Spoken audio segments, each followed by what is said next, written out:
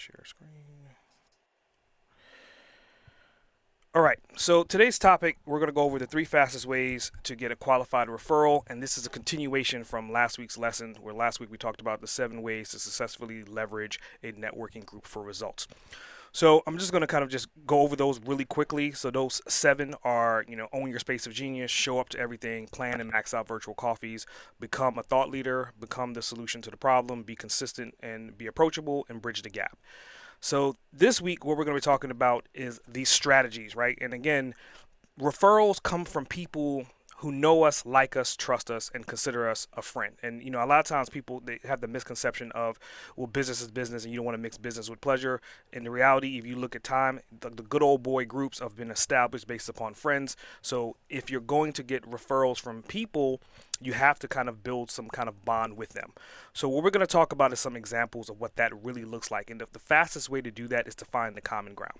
So in this example, I use Jen and I. And going back to like planning and maxing out our virtual coffees, Jen and I usually we have random virtual coffees, but I usually block out a time period of like an hour to maybe an hour and 15 minutes because I know that we're going to talk about 25 different topics, but we're going to get results from those topics. So first and foremost, understanding that she's a risk taker. Now, if I didn't have these virtual coffees and if I wasn't building a relationship with her, I would not know that she's a risk taker. It's at the point now I can contact her on a random Tuesday and say, hey, let's take the family skydiving this weekend. And I know her eyes are going to light up, right? And again, I know that when I do this, she's consistently going to be approachable, which is what we talked about last week as well. So again, you have to have these bonds with the people that you're networking with.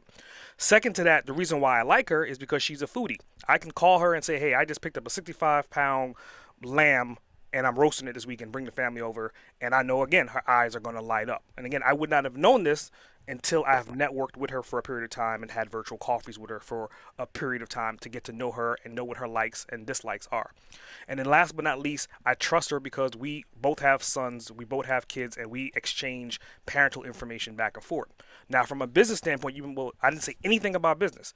And again, I have to know and like the person and kind of know their nuances. So when I talk to someone else, that I can tell them about that individual person. I can tell them that, oh, yeah, you're a foodie, she's a foodie, she does this type of business. And it's not just about business. I'm adding on the other elements. But again, you have to be a friend with someone to be able to do that and enjoy that time with them as well. Number 2, it's referrals are earned from people who are knowledgeable, credible, and reliable, and consider you to be an expert or a professional.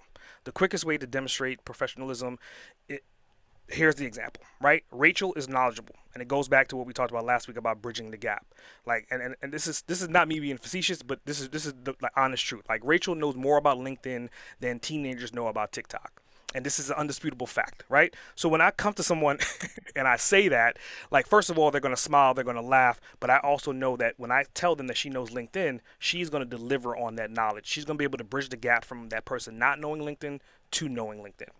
Being credible, right? We talked about being a thought leader last week. So think about it. Like, Rachel speaks on stages, she speaks on webinars, she speaks on podcasts, she speaks at summits. So the credibility of her knowing her content, it's there. So when I deliver her a referral, I know, one, she knows what she's talking about, and two, she's credible in that space.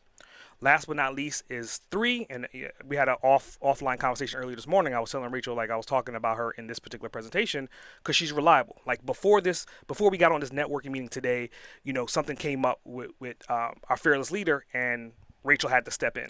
And every single time Rachel has to step in, she always shows up on time. She's always prepared, and she's always ready for the meeting. So again, I know that she's reliable, and those are the top 3 things if you're looking to earn a referral.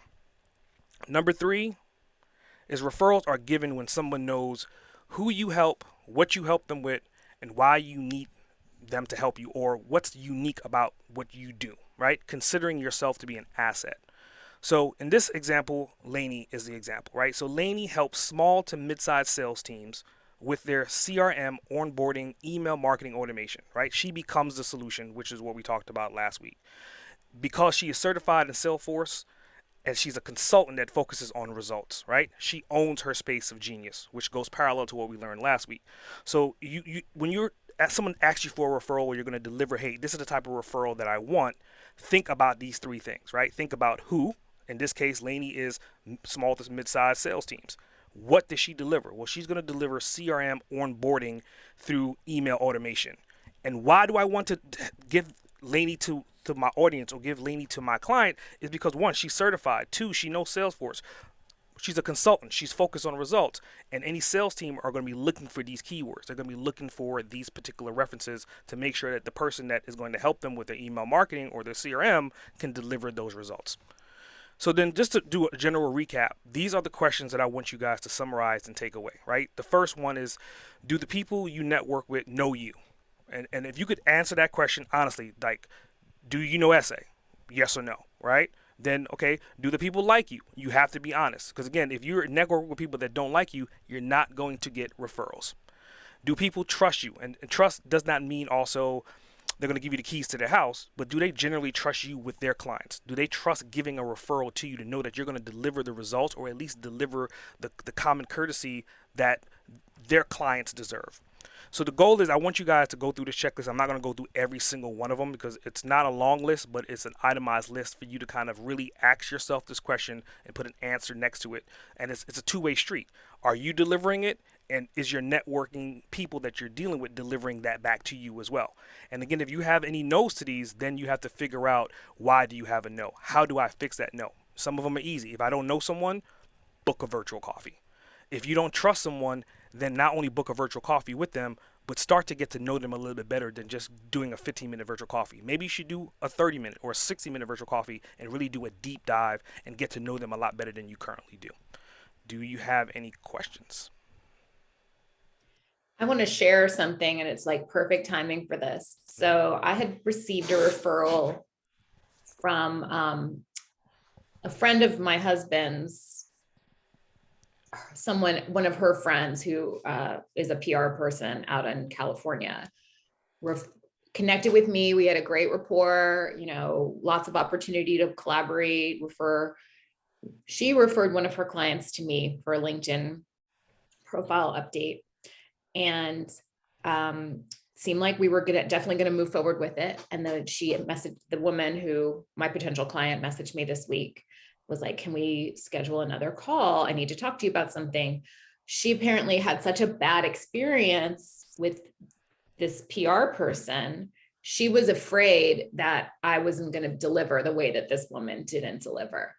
And, she's like, I really liked you and I got such a good feeling. And I just want to make sure, like, do you actually do what you say you're going to do? Do you actually do this work? Because apparently whatever they were supposed to get done did not get done. And she was very jaded by it. So she was concerned that the referral was not going to be a good experience times two. And I thought that it's like perfect timing, right? If you don't trust the referral source, it is a potential problem as far as giving and receiving referrals.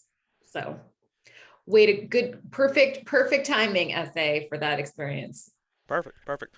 Did anybody have any general other questions?